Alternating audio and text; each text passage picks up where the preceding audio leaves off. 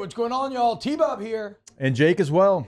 And you're about to watch a little OTB LSU.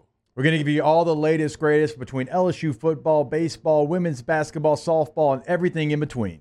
Bottom line, if you want to talk Tigers, keep it locked, subscribe, like it, and we hope you enjoy it. So J.D. Piquel from On 3 was talking about how, I don't know, whatever. It's not a very interesting take. It's just him being like, Garrett Nussmeier loves to throw it deep, which is true.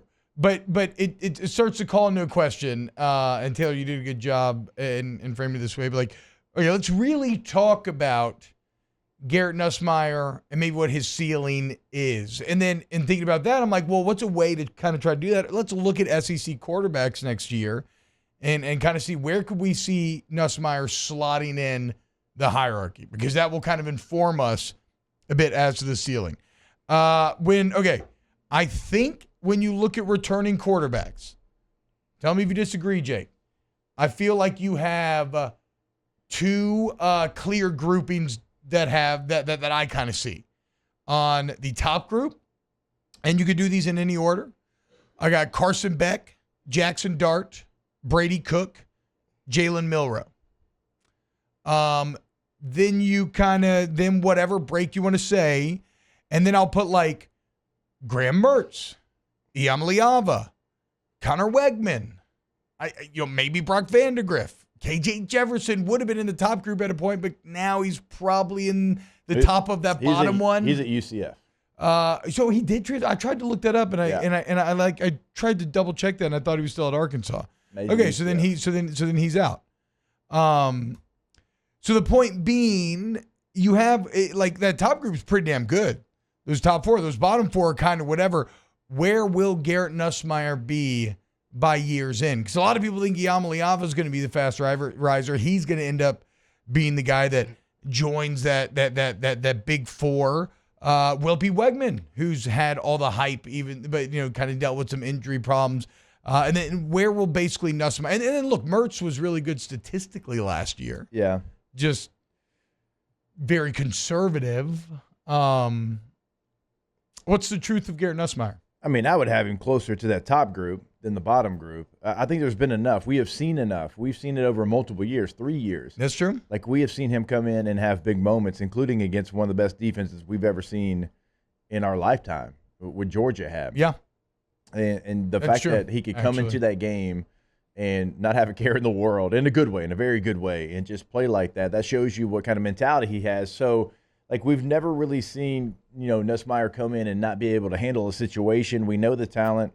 The receivers, I think, obviously you lose 2 first-rounders, but the receiver group is one of the stronger groups on your team in potential. You still have to go out there and do that. So, no, I would have him closer to the top than I would, Blake Shapen or anybody in that bottom group. We're shaping it now. Auburn? Mississippi State. I can't keep track anymore. Athletic did a deep dive the other day where I just still haven't read it yet. I have it on my to read, but they basically untangled the incredibly complicated web that are quarterback transfers to get everybody ready for this upcoming season.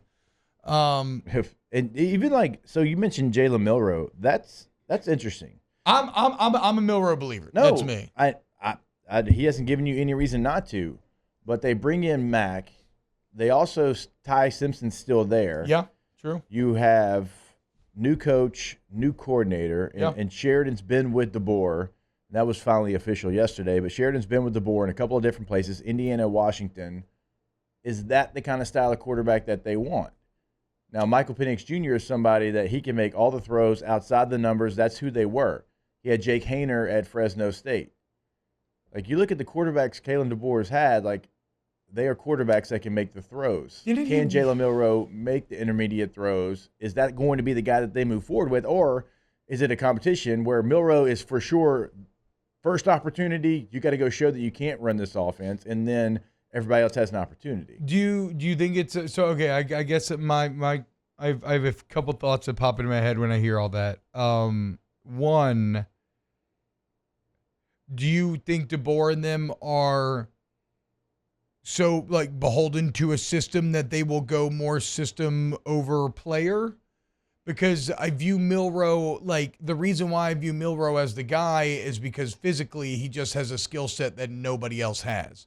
And if you can develop a better throwing ability, well, then all of a sudden you've got like a Jaden Daniels on your hand.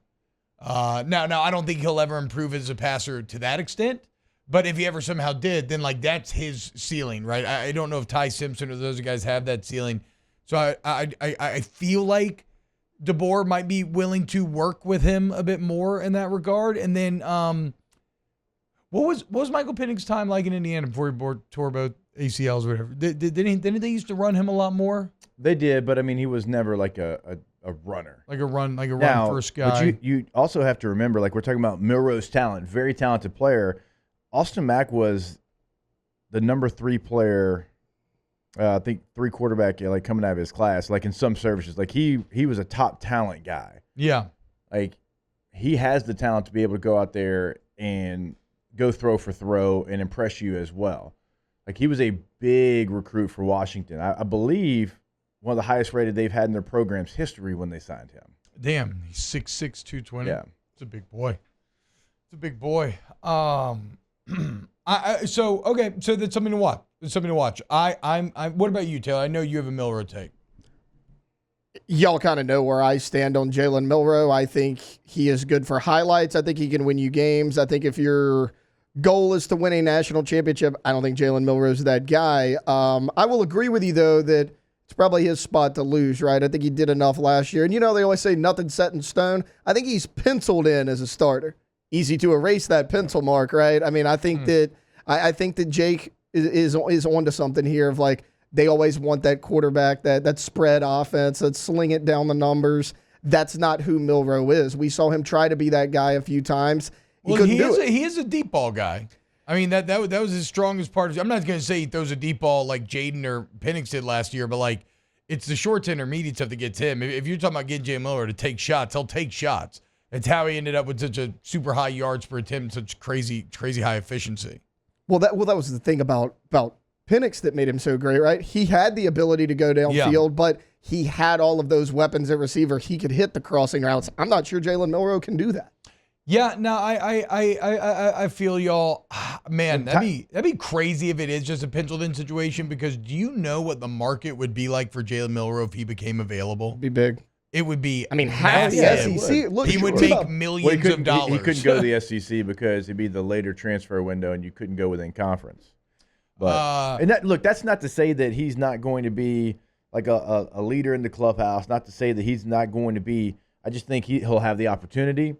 But Austin Mack was highly rated. Now, Ty Simpson was the number 2 quarterback overall.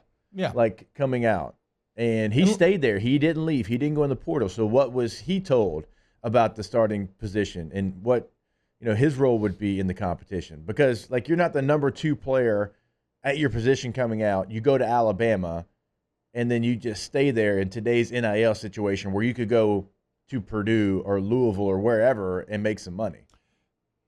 Yeah, and he played some last year, so he pushed Milroe in that regard last season. So who knows? Maybe Milroe's not even in that top 4. Maybe Milroe doesn't even start. I would still bet.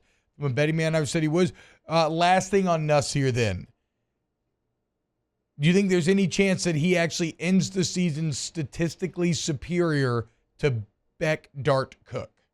Because that feels like a pretty big 3 right there. He could. Do you think Dart? Because Dart likes to run. Well, I'm just saying. I'm not saying like just raw. I'm saying if we like kind of look at their numbers overall, just to feel like, oh, he actually had a better season than Jackson Dart.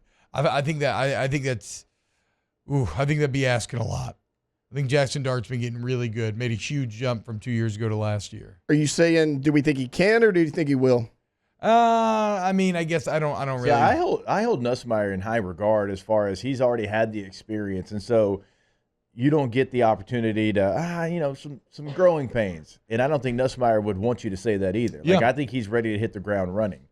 I think when you look at again the weapons that he has coming back, can they be this version of Malik and Brian Thomas? Wow, Jake, what incredible takes. I mean, those guys, they're just the best. I think so. And if you think so, again, hit the like button, subscribe, ring the bell so you get notifications when we post every single day here on OTB LSU.